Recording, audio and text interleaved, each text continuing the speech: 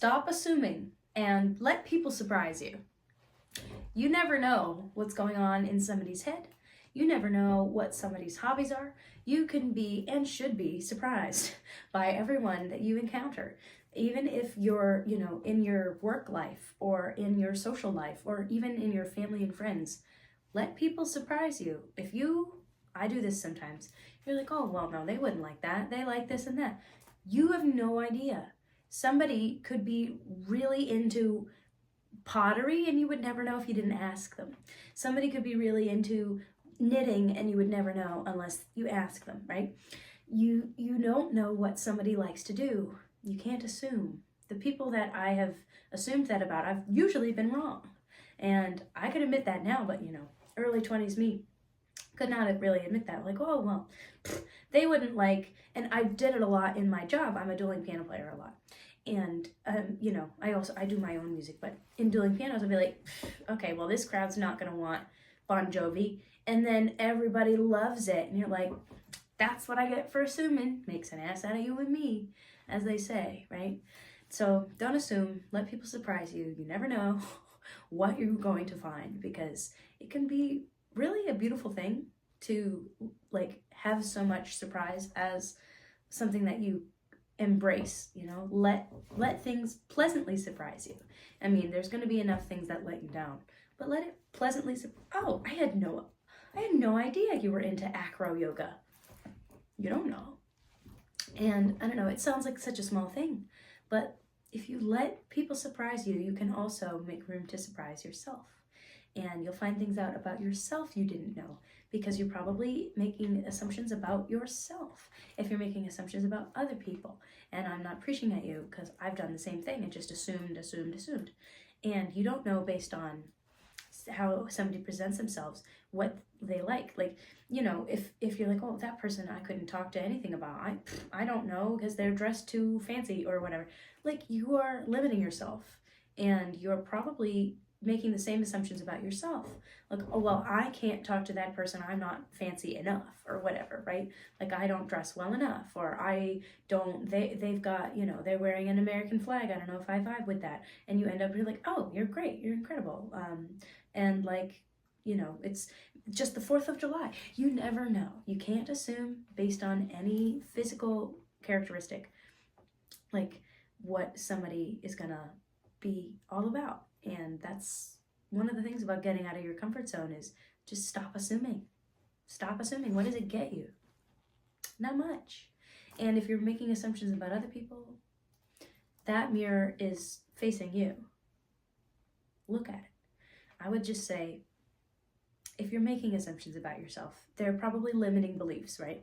Because, if you want to assume, oh, I could do anything, well, that's great. Go with that assumption. Go with it and do it. Go crazy.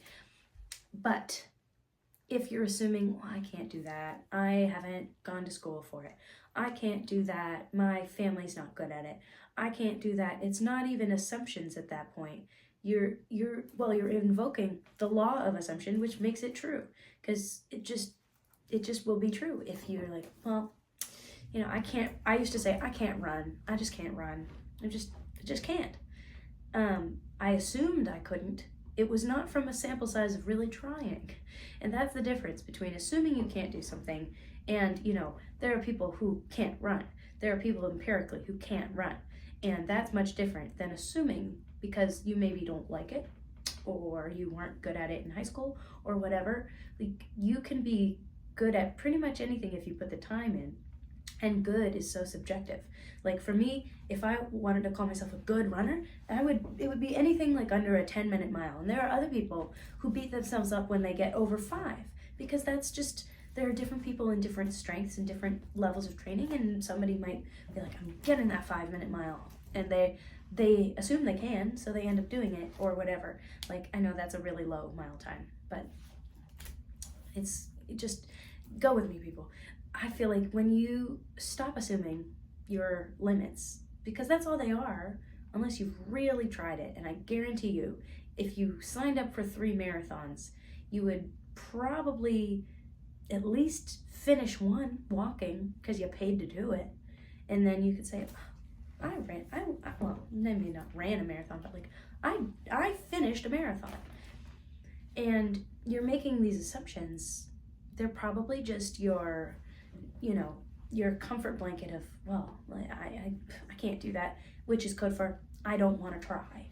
And if you really don't want to try something, you don't have to do everything. You don't have to suddenly wake up and start running just because, you know, that's the example in my video. And like, honestly, please don't. Like, run for other reasons if that's the thing you're going to start doing.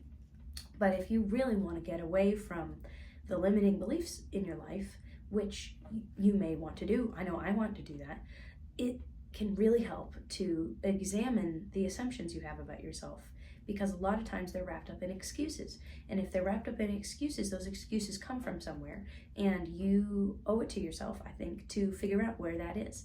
It might come from childhood, it might come from school, it might come from your marriage, it might come from your work. You don't know until you sit with yourself and say, okay, why do I think I can't run? For me, it was, well, I couldn't run it really well in high school, and I couldn't ever finish it, and I didn't like how it felt in my chest because I had a heavy chest and it hurt to run. And like, I can say, okay, well, that's how I felt then.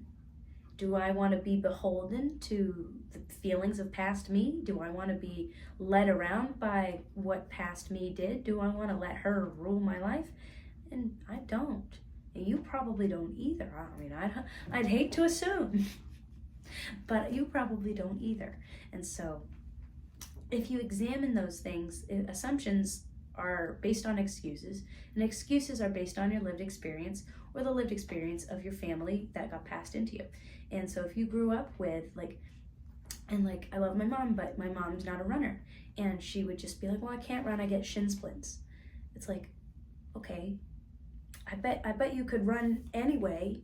And there are people who run, like David Goggins would be like, oh my God, it's mile 70 and my shin splints are killing me. I gotta do my last 30 miles. Like, if you let it be an excuse because you assume that the pain is going to be too much for you, or you assume that it's going to overload you, try it and let it do that. And I hate to bring up David Goggins more than once, but you know, he did like, I think 100-mile race, and he was saying like his legs were like bleeding and like burger meat, and after 70 or 80 miles, and he couldn't keep going. That's when you say, okay, well, I guess I can't run 81 miles today. But if you're sitting on the couch and saying, I can't run, you're assuming. You are not, that's not a fact, that's an assumption. And a hypothesis at best, being generous, that it's an assumption. And I don't want to live in the world of assumptions.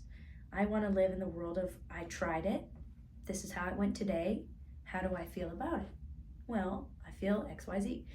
Like, let there be a sample size that tells you empirical data, as opposed to just assuming the earth is flat, right? For example, or the earth is the center of the universe. That was an assumption.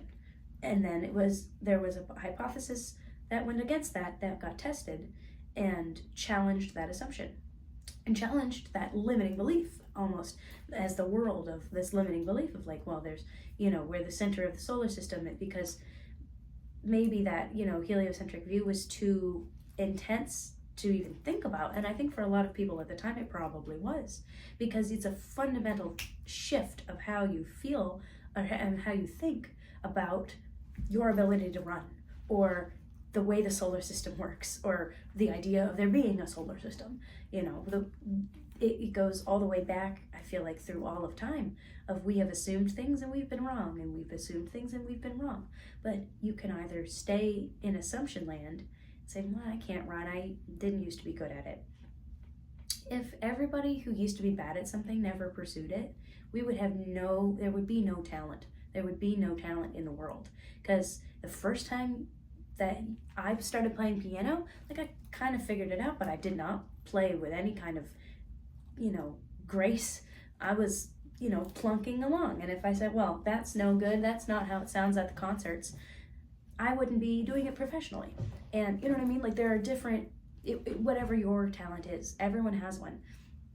If you stopped because you weren't great at it when you started, there would be no professional sports, there would be no concerts, there would be no anything, but we all push through our assumptions of, well, I bet I could do a little more.